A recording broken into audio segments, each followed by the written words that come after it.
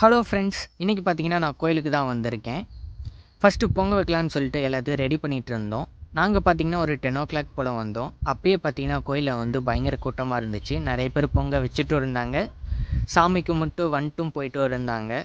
நாங்கள் பார்த்தீங்கன்னா பொங்கல் வச்சுட்டு ஒரு 12 போல் மலை ஏற ஸ்டார்ட் பண்ணிட்டோம். இந்த கோயில் எங்கே லொக்கேட் ஆகிருக்குன்னு கேட்டிங்கன்னா இதயமங்கலம். சாமி பேர் என்னன்னு கேட்டிங்கன்னா இளைய பெருமாள் கோவில். இந்த கோயில் பார்த்திங்கன்னா சனிக்கிழமை தான் பயங்கரமான ஸ்பெஷல். ஏன்னா இது வந்து புரட்டாசி மாதம் 4 சனிக்கிழமையில் நாங்கள் வந்து 2ஆம் சனிக்கிழமை வந்து சாமி கும்பிட்டு போவோம். வருஷம் வருவோம். ஸோ அதே மாதிரி தான் இந்த வருஷமும் வந்திருக்கோம். நாங்கள் பார்த்திங்கன்னா பொங்கல் வச்சுட்டு சாமி கும்பிட மேலே வந்தாச்சு.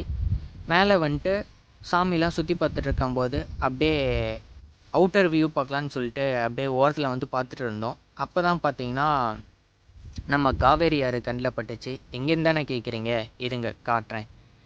அப்படியே கொஞ்சம் ஸ்ட்ரெயிட்டாக பார்த்தீங்கன்னா அங்கே ஒரு லைன் மாதிரி தெரியும் பாருங்கள், அந்த லைன் தான் வந்து காவேரி ரிவர்.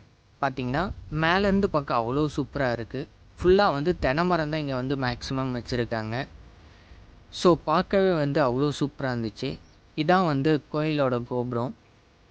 ரொம்ப வருஷத்துக்கு முன்னாடி கட்டியிருந்தாலும் கோயில் கோபுரம் சூப்பராகவே இருந்துச்சு. அப்போவே மலை மேலே வந்து கல்லெல்லாம் கொண்டு வந்து கோயில் கட்டியிருக்காங்க.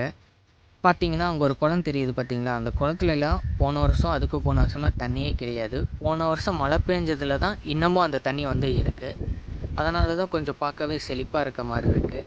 இந்த வழியில் தான் பார்த்திங்கன்னா நம்ம இறங்கி போவோம். இங்கே பார்த்திங்கன்னா நிழல் குடம்பெல்லாம் போட்டு பயங்கரமாக வந்து மக்களுக்கு வந்து ஒரு நல்லது பண்ணியிருக்காங்க. ஏன்னா மலை மேலே பயங்கர வெயில் அடிக்கும்.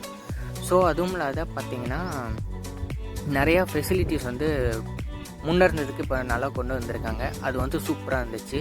கடைசியாக நாங்கள் சாமி கும்பிட்டு கீழே வந்துட்டு சாமிக்கு படையில வச்சுட்டு நாங்களும் சாமி கும்பிட்டு சாப்பிட்டு வீட்டுக்கு கிளம்பிட்டோம். இது மாதிரி நீங்கள் சாமி கும்பிட்ருக்கீங்களான்னு சொல்லி கீழே கமெண்ட் பண்ணுங்கள். தேங்க்யூ.